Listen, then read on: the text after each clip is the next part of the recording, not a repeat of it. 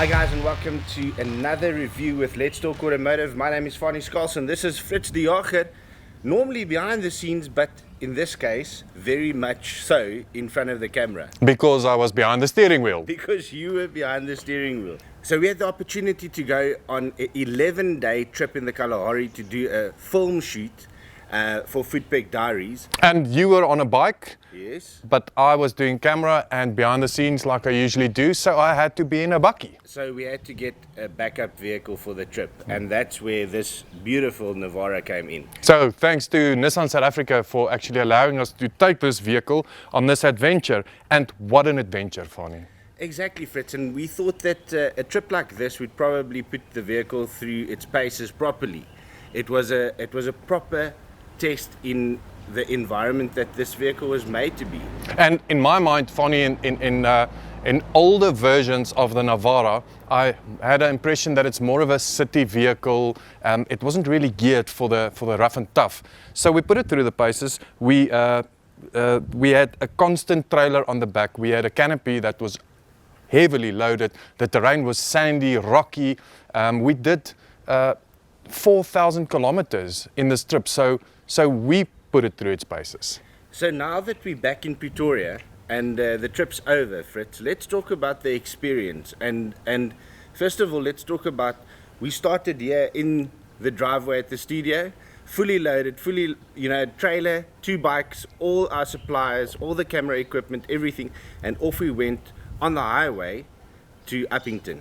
So first off, because we had to take you and Peter in the vehicle with the bikes on the trailer, it was a different load, and we had to get there 850 kilometers from Pretoria to Uppington. So firstly on the tar road, with the 7-speed automatic gearbox and cruise control, it was a dream. It was comfortable. You sat at the back, so that ticks the Fanie fit already. Absolutely. And it was a great drive down to Uppington without any hiccups, enough power for overtaking, and the trailer just came along. Yeah, I think that's one of the huge advantages of the Navara range, is that it is probably one of the best towing vehicles out there. So that ticked the box, like you said. We were on the highway all the way, fully loaded, 4 people, trailer, bikes, equipment, no worries whatsoever.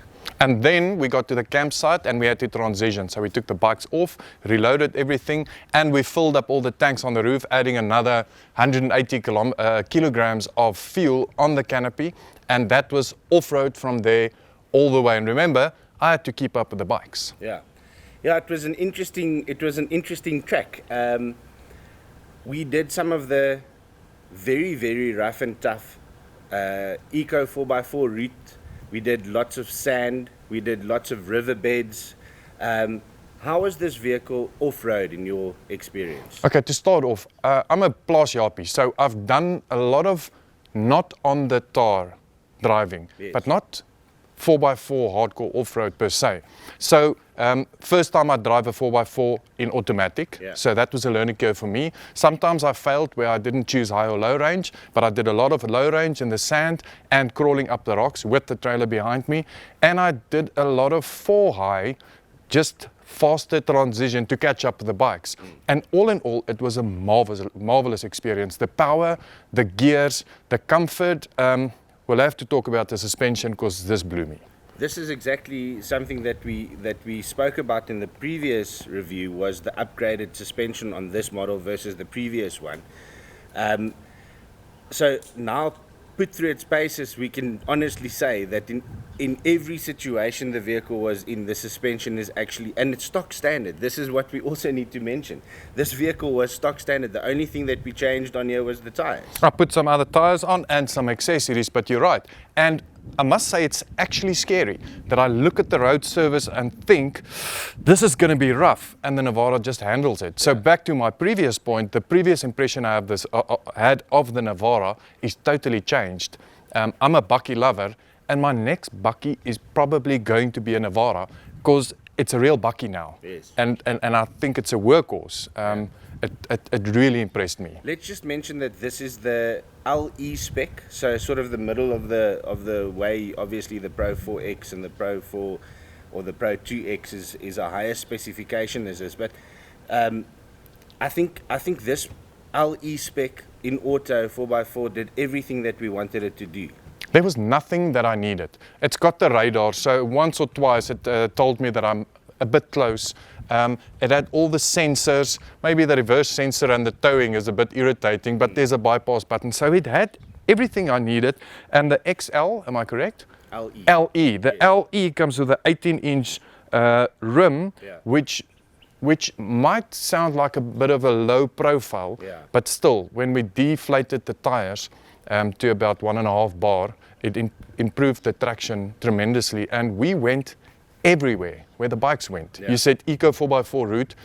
This is not a gravel road. This is an adventure off-road track. Correct. And we didn't stop anywhere. So I think let's just look back at what we did. A lot of sand riverbeds. And when I'm talking sand, it's not a little sandy patch on a dirt road. It's just kilometers of sand.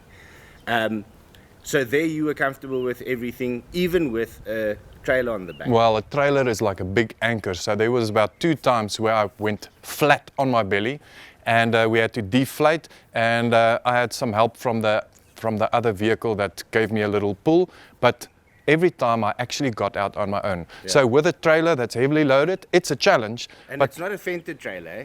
No, it was a small 6-foot fented trailer. It was a long trailer with big wheels. Luckily, the wheels followed these tracks quite comfortably.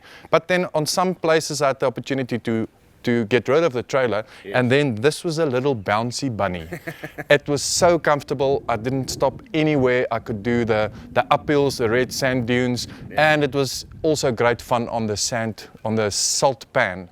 I couldn't keep up with the bikes, but beautiful, fully impressed. Okay.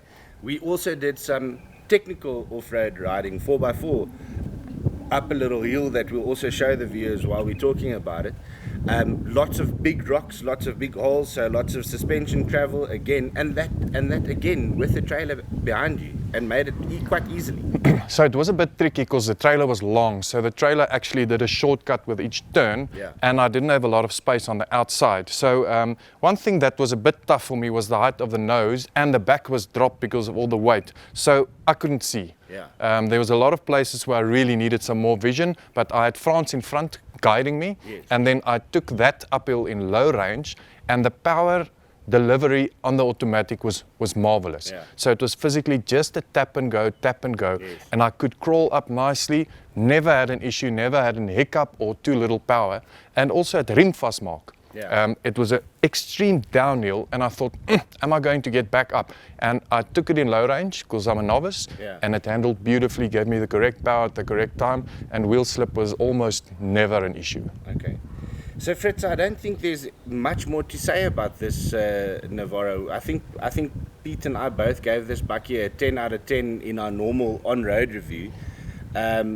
If we have to rate this now, you know, you experienced it, so I'm going to ask you for a rating, and if you've already answered the question if you'd buy one or not, but give us a rating out of 10 and just confirm that you would buy one of these. I will definitely buy one of these, and I probably will, and I'll give it a 9.8 out of 10. Maybe I couldn't see over the nose, and that was a bit of an hindrance for me. But other than that, there's nothing much to say. I'm not the expert, but the experience I had was marvelous. Interior was great. All the systems worked perfectly.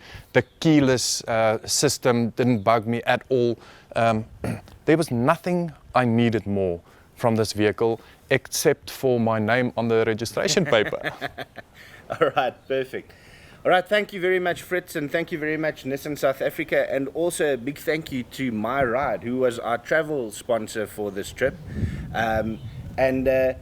I think the guys at My Ride would be more than willing to help you and assist you with one of these bakkies, so we'll put their details on the link below, and also just on screen right now, so you can get hold of the guys at My Ride. Thank you very much, Jan Riede, and thank you very much, South Africa, Nissan South Africa. And I also would like to thank Peter Breitenbach from Footpack Diaries for allowing us to join them, and again Nissan for allowing us to experience this vehicle. It was a great joy. Fanie, thanks for inviting me. Perfect. Thank you very much, guys, and we'll see you again next week.